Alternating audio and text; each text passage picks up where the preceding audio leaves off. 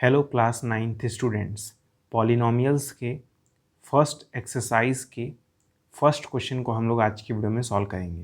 Question है which of the following expressions are polynomials in one variable and which are not, state reason for your answer. Question में बोला है कि यहाँ पे कई सारे एक्सप्रेशंस दिए हुए हैं। क्या दिए हुए हैं? एक्सप्रेशंस दिए हुए हैं। बताना है इनमें से कौन सा एक्सप्रेशन पॉलिनोमियल होगा इन वन वेरिएबल और कौन सा नहीं होगा।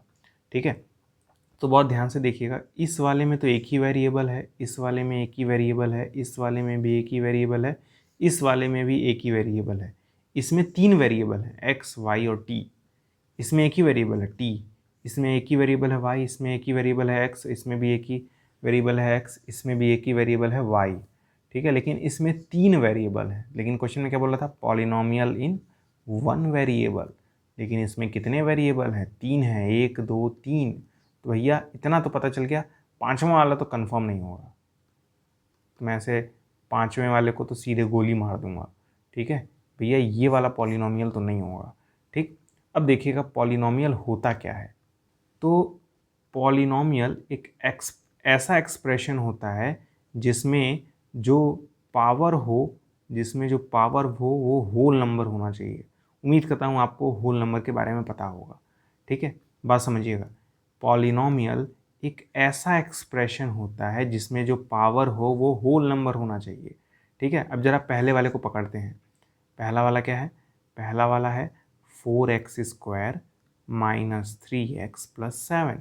यही है ना। अब ध्यान से देखिएगा, यहाँ पे जो x का पावर है वो 2 है, यहाँ पे x का पावर क्या है? अगर कुछ नहीं है तो फिर 1 मान लेंगे। ठीक है, तो आप देख सकते हैं यहाँ पे x का पावर 2 है और यहाँ पे x का पावर 1 है। तो 2 और 1 जो होते हैं वो तो होल नंबर होते ही हैं। तो इसलिए मैं कह सकता हूँ जो पावर है वो तो होल नंबर है। और अगर पावर होल नंबर हुआ तो फिर हम लोग उसे पॉलिनोमियल कहेंगे। तो इसलिए पहला वाला पॉलिनोमियल होगा। ठीक है, तो मैं लिखूँगा ये पॉलिनोमियल होगा। अब आते हैं दूसरे वाले पे। दूसरा वाला क्या है? y² plus √2। ठीक है, दूसरा वाला क्या है? y² plus √2। ठीक है, अब ढूंढेंगे हम लोग इस एक्सप्रेशन में कि वेरिएबल कहाँ है। तो वेरिएबल तो एक ही जगह है, वो है y।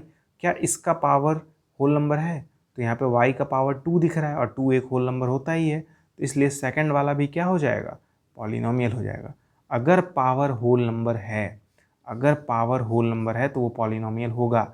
यहाँ पे y का पावर 2 है, 2 एक होल नंबर होता है। तो अगर 2 होल नंबर है तो इसलिए पावर होल नंबर है और इसलिए वो पॉलिनोमियल है। ठीक है, तो सेकंड वाला भी क्या हो गया? पॉलिनोमियल हो गया। आते हैं थर्ड वाले पे। थर्ड वाला देखिएगा, बहुत इंपॉर्टेंट है, बहुत इंपॉर्टेंट।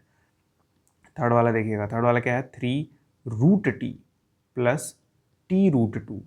ठीक, अब देखिएगा यहाँ पे इस वाले एक्सप्रेशन में वेरिएबल कहाँ पे है? एक ये रहा और एक ये रहा, दो ही जगह वेरिएबल है ना। एक यहाँ पे है और एक यहाँ पे है।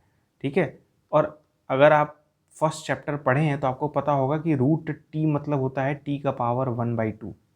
ठीक, √t मतलब क्या होता है? t का पावर 1/2। तो देखिएगा मैं क्या कर रहा हूँ, मैं लिख रहा हूँ 3 के नीचे 3, √t के नीचे मैं लिख रहा हूँ t का पावर 1/2, बीच में प्लस लगा रहा हूँ, फिर ये t लिख रहा हूँ। ठीक है, फिर √2 लिख रहा हूँ। अब कई लोग कहेंगे भाई कि इस √2 को भी तो फिर इस तरह लिखना चाहिए था। अरे क्यों लिखूँ? मुझे बस वेरिएबल देखना है ना। ये रहा वेरिएबल और ये रहा, इससे क्या मतलब? ये है वेरिएबल और ये है वेरिएबल। यहाँ पे √t लिखा तो मैंने t का पावर 1/2 लिख दिया। यहाँ पे t लिखा है तो मैं इसे t का पावर 1 लिख दे रहा हूँ। और क्या, t का पावर क्या लिख दे रहा हूँ? 1। अब मैंने क्या बताया था? मैंने बताया था कि पावर होल नंबर होना चाहिए। यहाँ पे देखिए वेरिएबल है और इसका पावर 1/2 है। क्या 1/2 होल नंबर होता है?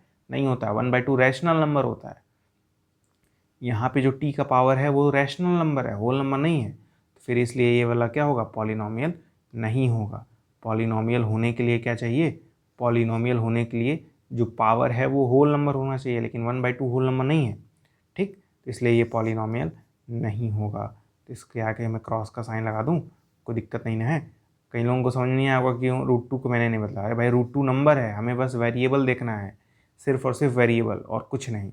ठीक, अब देखिएगा फोर्थ वाला क्या है? y plus 2/y। तो और भी आसान है।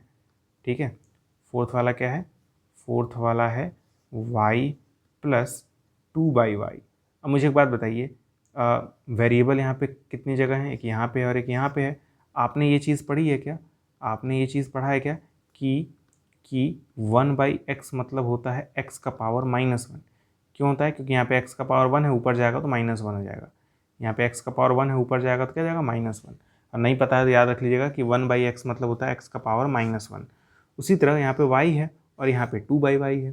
ठीक, तो देखिएगा, बहुत ध्यान से देखिएगा, मैं y को लिख रहा हूँ y का पावर 1 प्लस 2/y है ना, तो मैं इसको लिखूंगा 2y का पावर -1। क्यों लिखूंगा भाई, क्योंकि मैंने अभी देखा कि 1/x मतलब होता है x का पावर -1। मतलब अगर नीचे x है तो उसे ऊपर लाने के लिए x का पावर -1 लिखना पड़ता है। तो यहाँ पे तो y था, ये तो ऑलरेडी ऊपर था, तो मैंने y का पावर 1 लिख दिया। लेकिन इस वाले केस में y जो था वो नीचे था, तो इसको ऊपर लाने के लिए मैंने क्या कर दिया, y का पावर -1 कर दिया। अब देखेंगे वेरिएबल कहाँ कहाँ पे है, तो एक वेरिएबल यहाँ पे है, एक वेरिएबल यहाँ पे है। लेकिन इस वाले वेरिएबल में पावर जो है वो माइनस है, और माइनस जो होता है वो होल नंबर नहीं होता है, होल नंबर 0 से शुरू होते हैं।